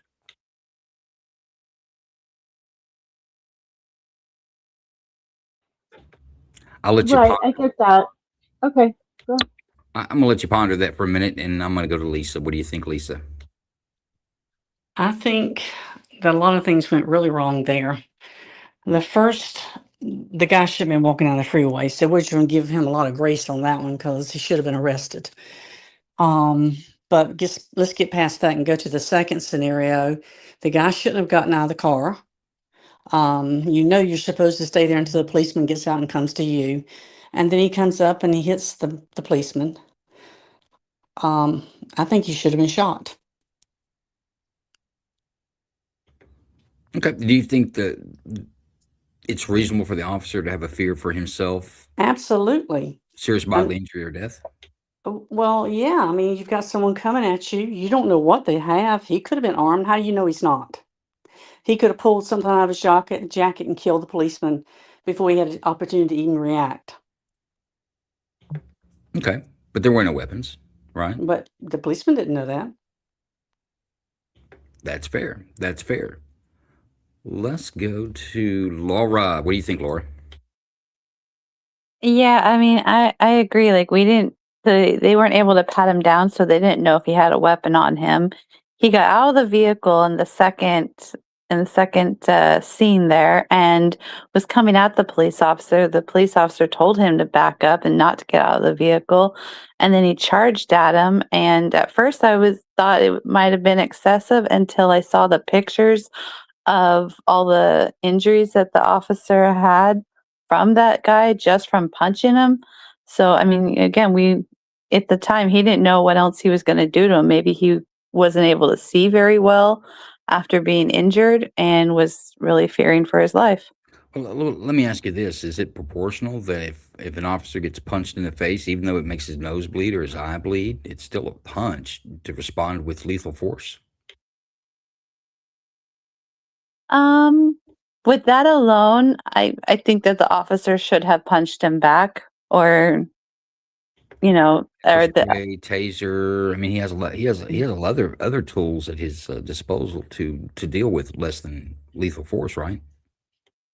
That's true. That's true. I mean, I don't know if he was able to get to the taser in time, the way that guy was coming at him, and if the gun was the closest weapon he had available.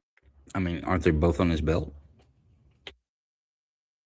True. I just don't know where the taser was on his belt, and you couldn't really see a clear visual of how that guy was coming at him. Well, no, and I'm not necessarily arguing a point with you. I'm just bringing up a point.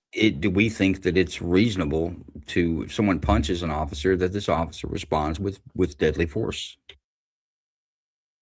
No, I don't think that punching alone is reasonable enough to respond with deadly force. However, he did come at him several times. So, I mean, at the time, the officer did not know if he was just going to punch him. Okay. Kentucky girl, what do you think? Yeah, I think it was reasonable. I think that the cop doesn't have to wait until he's beaten half to death to defend himself, and he didn't know whether the assailant had a weapon on him or not. For all he knew, the guy was going to beat him half to death and then pull out a gun or a knife or whatever. The guy was aggressive. He seemed a little bit more than aggressive, and I think his behavior earlier showed that. He definitely seemed a little unstable, and he aggressively went back to the cop car, clearly looking for some kind of interaction with the cop. And I don't think that a cop has to wait until their life is actually in complete danger before they are allowed to defend themselves however they deem necessary.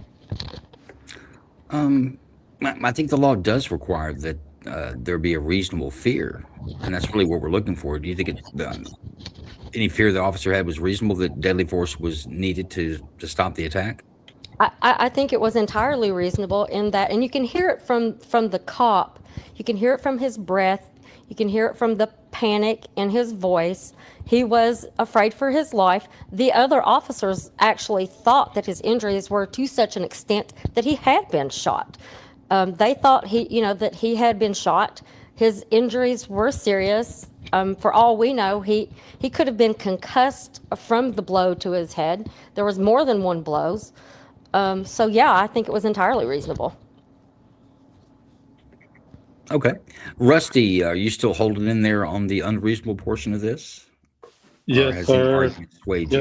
Yes, sir. I'm going to stick with the unreasonable. I from the looks of the views that I could see, it looked like a couple of cheap shots were taken at him, and then he wasn't standing over him, like continuing to punch him down. It just looked like a couple of cheap shots, and then he took off running something. So I don't believe that was enough to put the officer's life in danger, to use deadly force on him. Yeah, and the guy wasn't armed, right? It wasn't like he put a gun in the guy's face, right? He wasn't armed. No. So I'm going to go with unreasonable on that.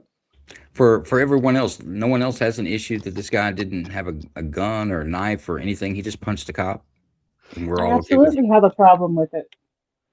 Well, Joe, did the policeman know that this is the guy from earlier that was walking down the interstate? He did not know that. That wouldn't have responded to any type of bolo. They just they'd run the license plate, I think, probably, and probably put the two and two together. So no, that officer that pulled him over the second time had no idea there had been an interaction earlier that night. But he had no way of knowing whether he had a gun or not. No. Mm-hmm. No way of knowing. And no gun was found. No knife was found. Well, hindsight's 20/20. It is. Yeah. But there's no indication. All right, we're going to have to take a vote here pretty quick. I'm going to throw in one last thing that even though the person who was shot didn't have a firearm and didn't have a gun, once the officer had taken the hit, I think that for sure there is a gun in the fight. The cop brought it. That if you lose control of that gun, then the suspect has all the weapon that he needs. So I think that's a consideration you have to take in take into consideration when deciding this one. And since you've used up all your 10 minutes, I'll give you no more time to consider. I'm going to you first, Laura. Reasonable or not? I think it was reasonable with how aggressive that guy was, and the officer needing to defend himself. Very good. Let's go to Rusty. What do you think? I'm going to stick with unreasonable. Very good. Lisa, how say you? I say reasonable based on the fact that we don't know whether he had a gun or not. Very well. Wee And Willie. he was very aggressive. Fair enough. Wee Willie, your vote.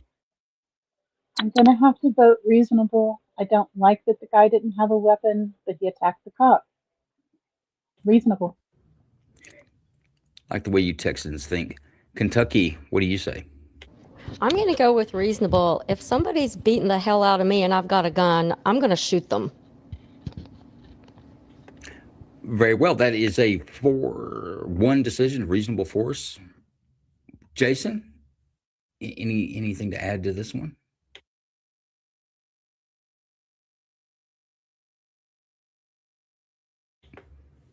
No, nothing to say. I agree with the decision, but hang on, Joe. Sorry, real quick. I didn't like the traffic stop. I think he let him sit in that car too long. But outside of that, we're missing a big point here on when lethal force is justified. It's the fear of or the cause of great bodily harm, which includes permanent disfigurement or the loss of bodily functions, and then imminent death. So after he gets cracked in the eye like that, and we can go into interject. I'm not sure. I'm guessing the guy had some skull fractures and stuff and whatever. But in that state of mind, he's at a loss. And Joe's exactly right. He has a gun there. And in his mind, you can't let your gun get out. And he's already committed great bodily harm. I think the cop was in a self-preservation mode at that point.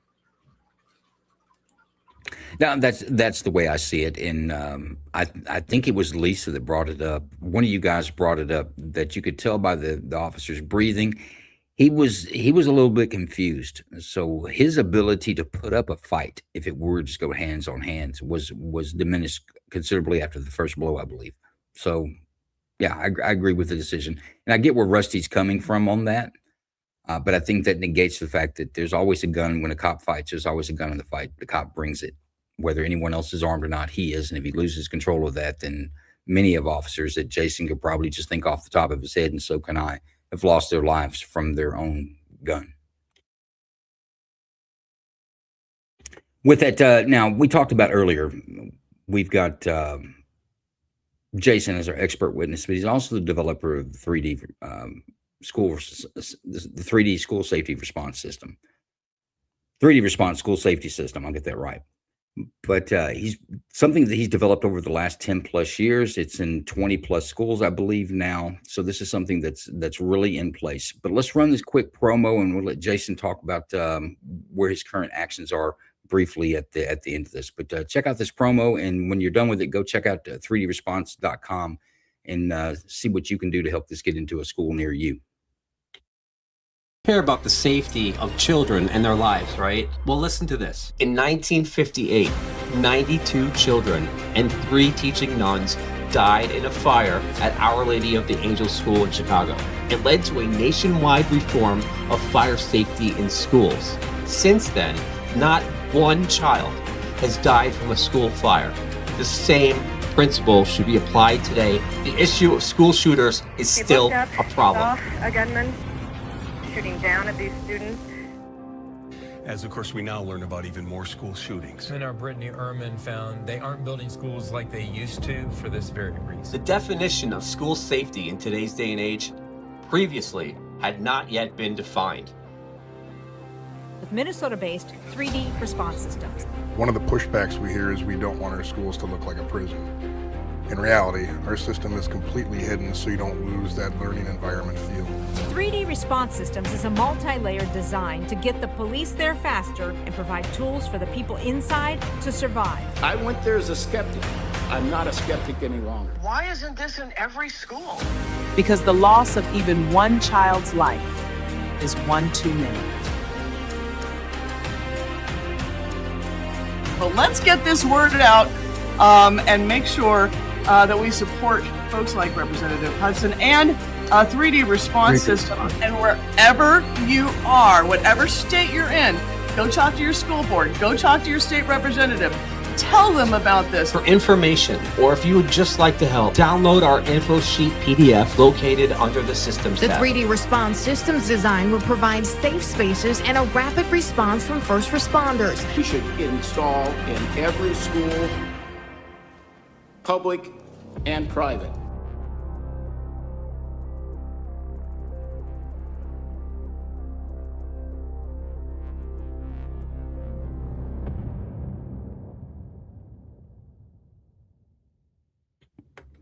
Now, folks, one thing that'll change the narrative on school shootings and the massacres that have happened over the last years is the 3D response system. Now, Jason, we're pushing it through Minnesota. Do you have any updates on that? And I might have to keep you on a short leash because we're running close on time. This fifth video we have to get in. Go ahead, Jason. I'll go short. It's going to Omnibus. It's more, I'll just leave it there. And I got tours tomorrow and Sunday with the Minnesota Senate School Safety Advisory Committee to come see it. But it's not dead. It's moving. It's still moving. Yeah, folks, if you're in the state of Minnesota, go to your website, find your representative, and tell them to pass the SHIELD Act. This should be what they're trying to do and what they should do, and we want to see all 50 states do it, is make it a building code. We have a fire code that keeps our kids safe. We have maniacs going into schools with guns. It's time to have a safety code that keeps our kids safe. But we are wholeheartedly behind the 3D response system and what Jason's done. If anybody wants more information, follow Jason on X.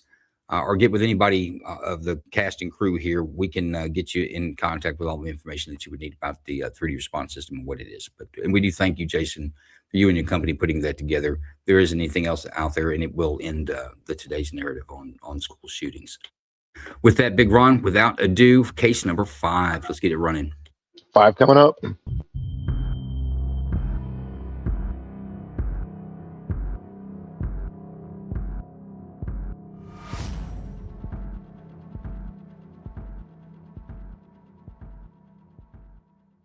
This incident began in the area of 106 Drive and Coulter Street when Phoenix police were sent to the area to investigate a report of a suspicious person in the neighborhood. Here is a portion of that 911 call. Phoenix 911, where is your emergency? Hello? Hi, we have a strange person in the neighborhood. I gotta go, right? I'm sorry, you have a strange person what? In our neighborhood. Okay. He's what's the walking address? around.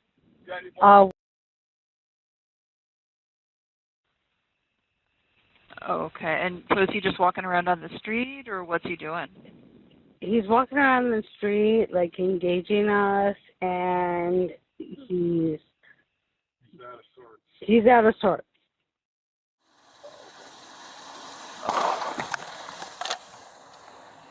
Hey, show me your hands now! Show me your hands, I'm gonna shoot you! I will shoot you, show me your hands!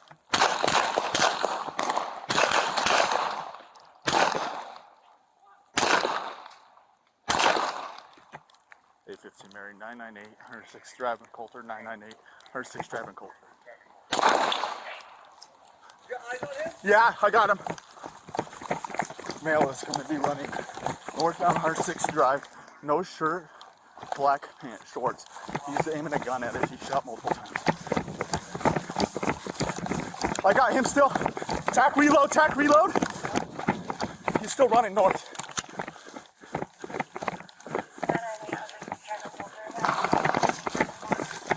Take cover, take cover. He's still shooting at us. Rounds are going by us. He's going to be running northbound still. Hey, he's still running north. He's going. I got it. I got him moving still. Keep pushing up, keep pushing up. He went eastbound from our location. He shot a couple more rounds at us.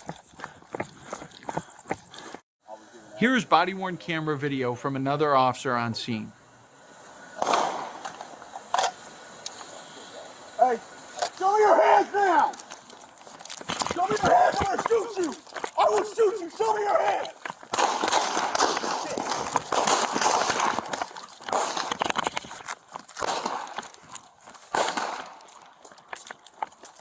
Mary, 998, 167 Coulter, 998, 167 Coulter. You got eyes on him? Where's he at? Male is going to be running north on 100 Drive, no shirt, black and short. He's aiming a gun at us, he shot multiple times. All right.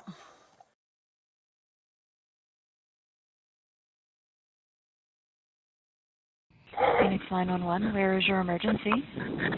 Hi, I'm at. I got shots fired outside my home. Okay, any yelling, screaming, glass breaking? No, I can't hear.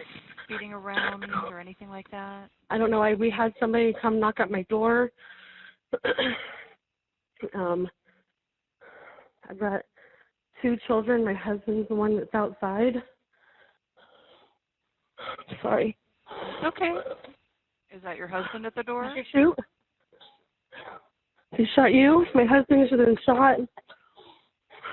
Okay, say that again for me. My husband's been shot in his right leg.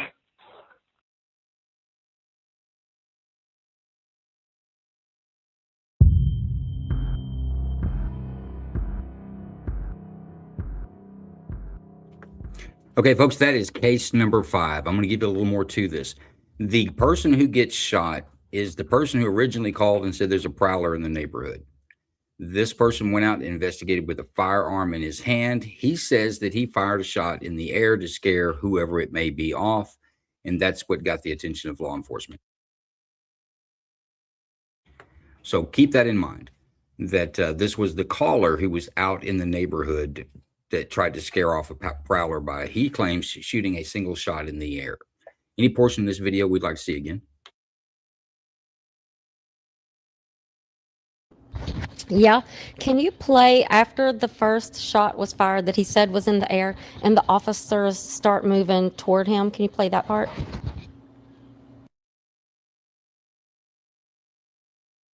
Sure.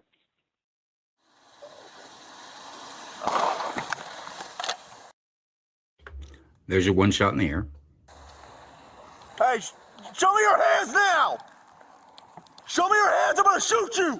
I will shoot you, show me your hands!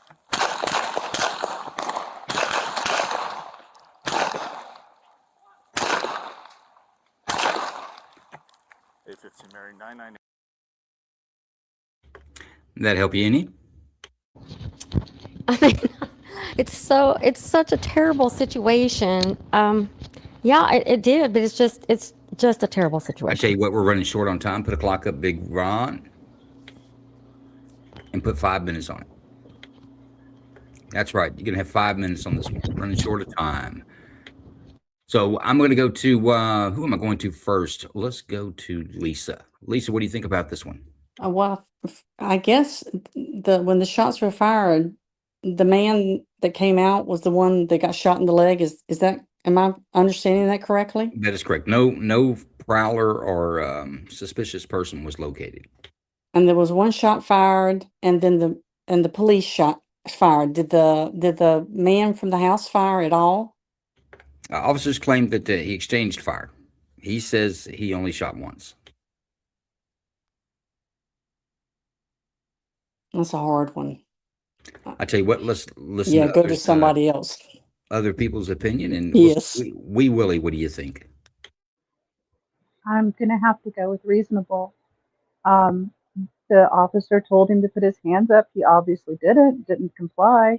He's running around with a gun, shooting it in the air. Was he even on his own property?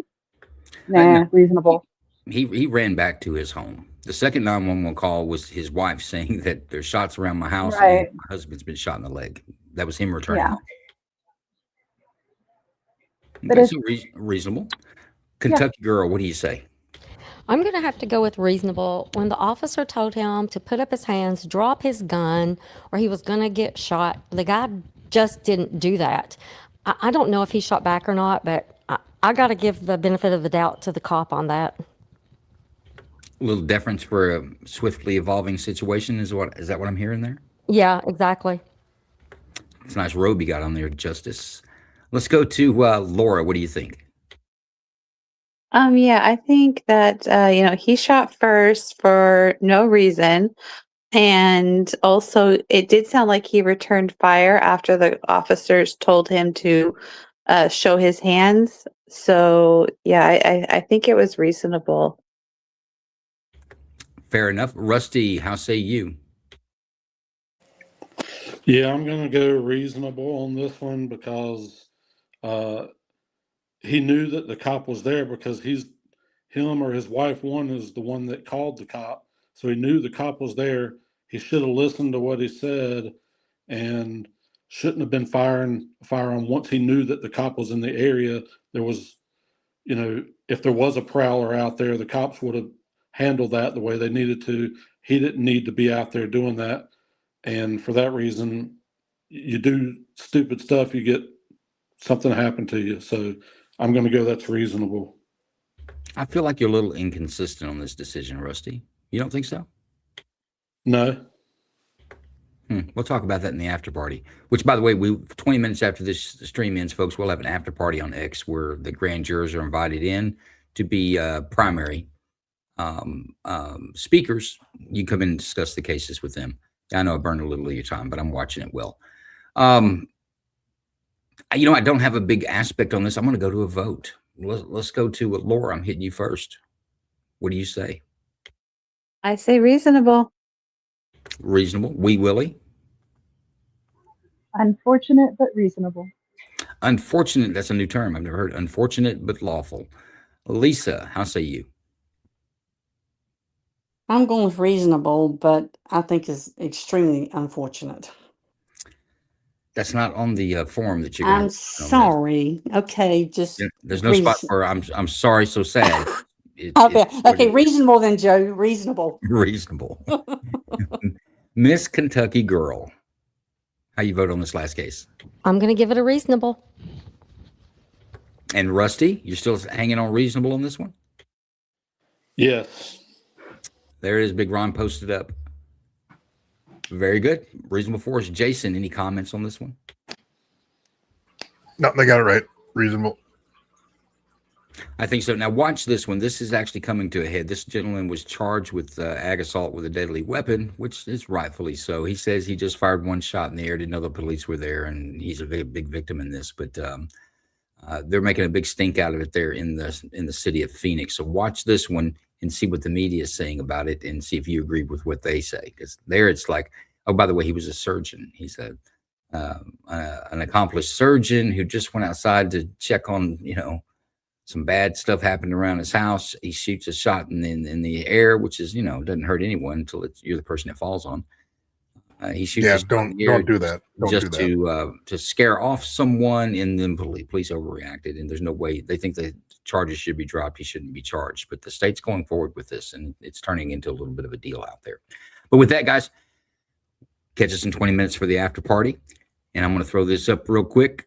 If you want more of it, get me a DM, but we have a Patreon group. You can support the show. There are costs to doing this, and we do appreciate anything that you could help us out there with. Join our Patreon group for that support.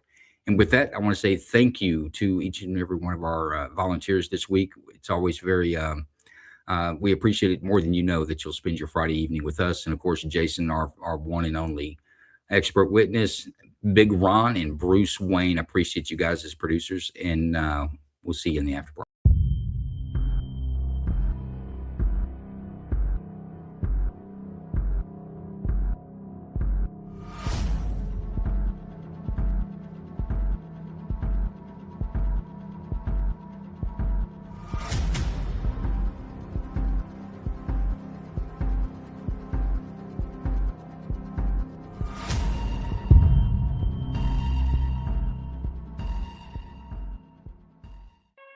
an incarcerated individual's use of institutional telephones constitutes consent, and your calls may be provided to law enforcement agencies. Thank you for using Securus. You may start the conversation now.